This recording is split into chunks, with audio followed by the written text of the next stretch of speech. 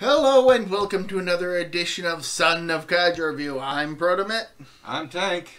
And today we'll be taking a look at Ultra Q, the movie, Legend of the Stars. A standalone Ultra Q movie that released at a time when Ultraman was kind of in a dry period. It'd still be a couple years before Ultraman Tiga came out, and almost a decade since Ultraman 80 had come out.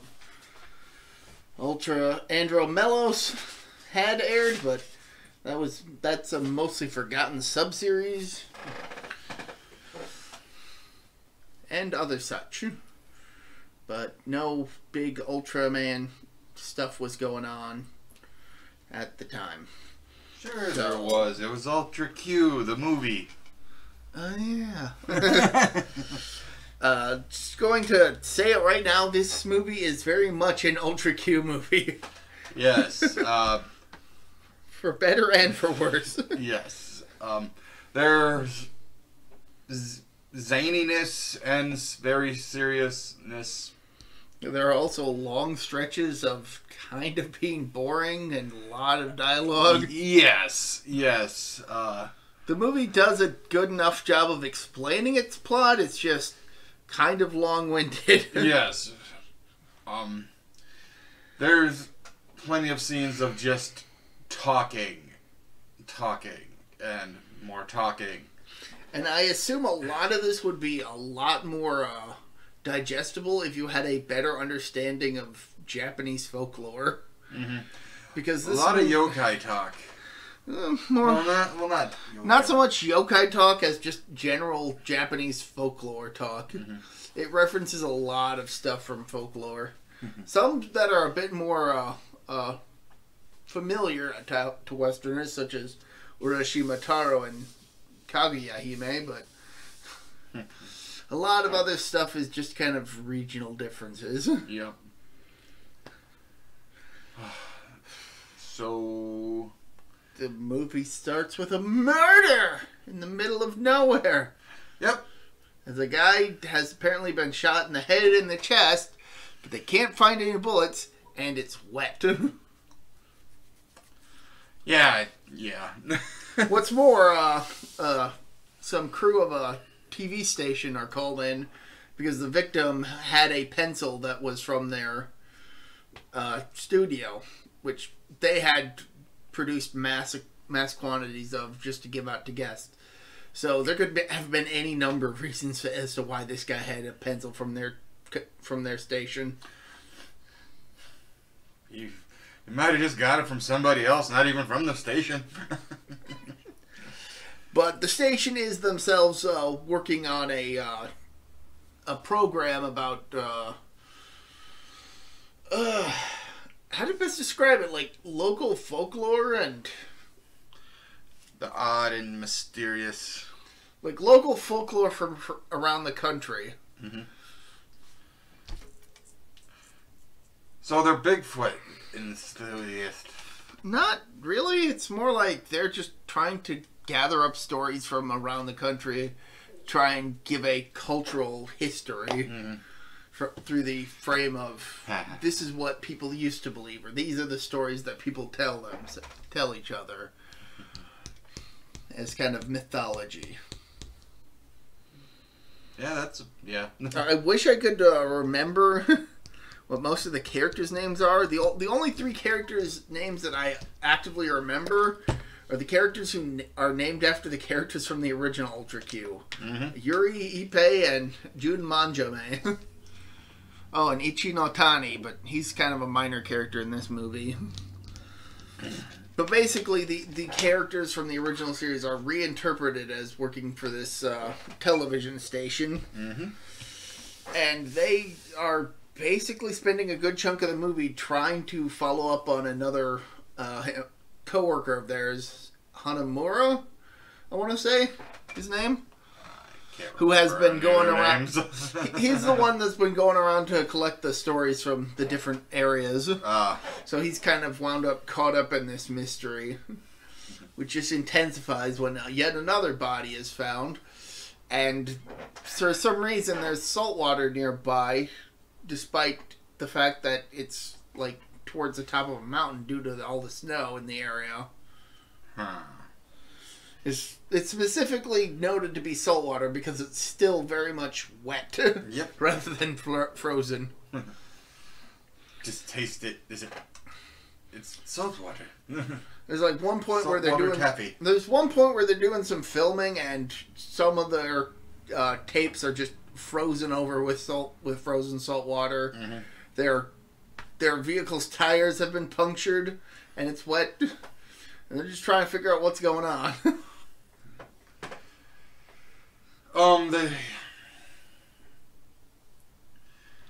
They encounter, I suppose, an alien. Yeah, like they do encounter this mysterious woman who later on in the movie reveals herself to actually be an alien. Wadatujin? I'm not sure how to pronounce it. It's that top blue link there. Wadatujin? It's... And alien lady. Basically, she's the source of some of the mythology from this one area, and it's all tied to some hidden village. Yep. I swear, we watched this movie yesterday, and a lot of the details kind of elude me because it's kind of lengthy and kind of tedious. Yeah. I found myself checking out my phone a few times, and we do have a giant monster in the form of Nagira who shows up a couple times. Once to destroy an entire village at the end of the movie. Mm-hmm. The alien apparently can control it. Right. Also, the alien is the one responsible for killing the men because she has the ability to basically make ice darts. Yep. Shoots them right out of her mouth. Yeah. Frozen ice darts of seawater. Mm-hmm. She turns very metallic. Oh, yes. Kind of looks like a Dogu statue. Mm-hmm. Somewhat vaguely. That's also a plot point. This is definitely a movie you should sit down and watch. I don't know if we're going to spend a whole lot of time talking about this movie's plot because it's everywhere. It's everywhere, but it's also linear and it makes sense as you're watching it. It's just... The long and short of it is that the alien came from space to try and see if there was anybody who still believed in the old legends, so that she could take them to some secluded island that would soon be connected via an underwater path, which shows up when there's low tide. Mm-hmm. She would then take all the believers into the spaceship, and then they'd head to the stars. And the guy who's been searching out all these local legends is descended from one of the people from the area. So he's more prone to believing in what's going on. Also, this whole... him and this alien kind of get a friendly relationship. Yes, and Jun is just trying to find Hanamura. Yep. Hanamura, let's go with it. Hanamura. He's just caught up in this mystery. Basically, they end up not doing the program because they were asked not to. Mm-hmm. Some lands, the actual existence of this whole secret island village winds up leaking to some land grabbers who come into town to try and buy up the land and wind up getting killed by the giant monster who levels the village. Yep. And then the film ends with everybody going into space except for the people who didn't go into space. Yeah, pretty much. There's one scene where one of the more jarring points of this film is that there's a giant monster sequence midway through the film, and then like immediately afterwards, everybody just kind of acts as though nothing happened and start filming for that program.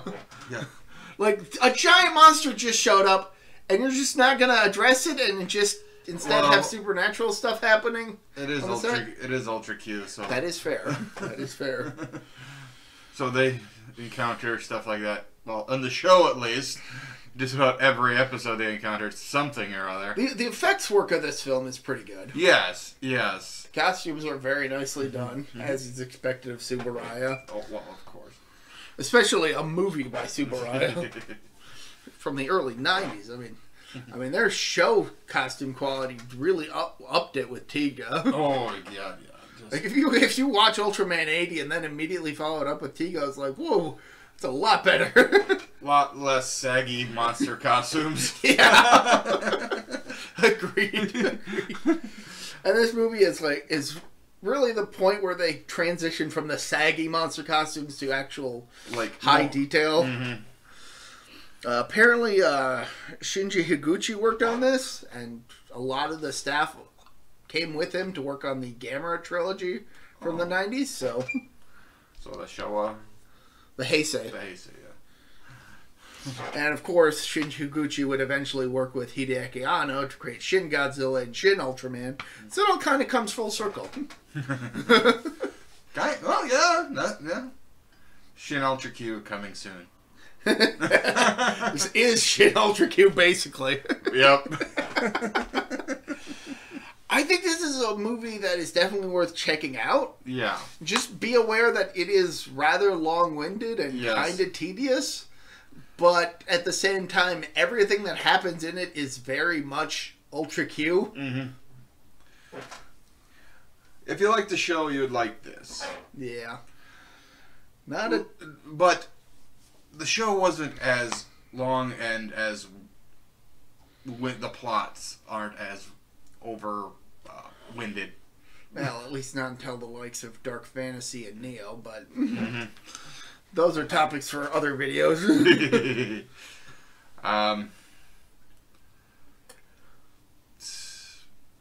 Not a terribly long podcast, this one. No. Kind of rushed through this, but that's mostly because a lot of stuff happens. There is a lot of stuff, and we would be here for hours trying to explain what the hell all goes on in this movie. We can't give this movie justice by just telling you about it. You need to go and actually sit down and watch it. Agreed. It's good. It could have been better, but it's still good in its own right. Right. All right. We enjoyed it. We just found that a lot of it was drawn out. Yeah. Just over. The plot was okay. The effects work is great. Oh god, yeah. Just like we said before, out with the flimsy monster costumes and the more high detailed, high quality.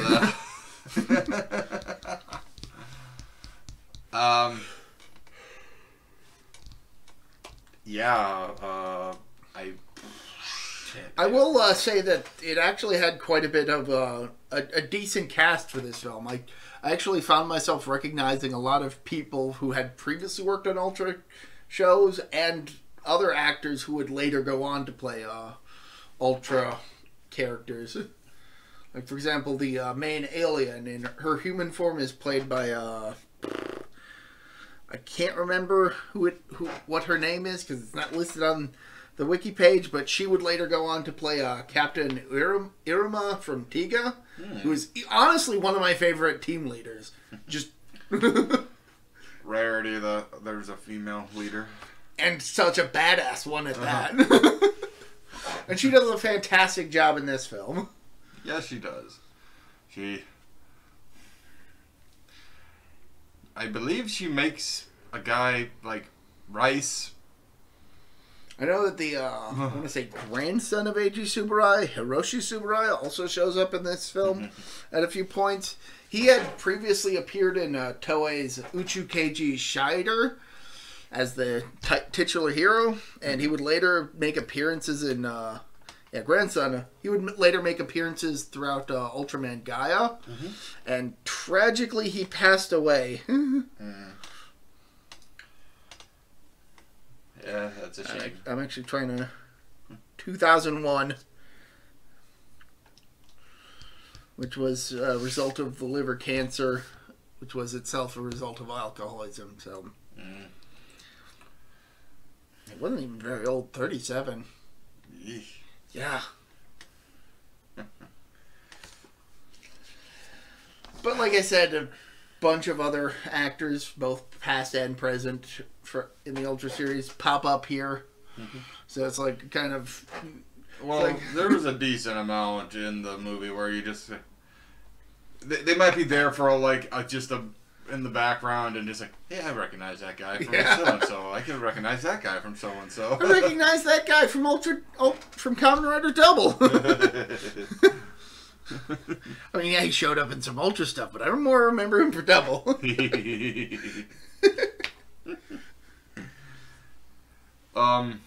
Yeah. So. I don't know what else to say. Me neither. Give this movie a watch if you can find it. Mm-hmm. It's worth checking out. I agree. So, till next time, I've been Tank. I'm Protomet. See ya. Bye. Bye.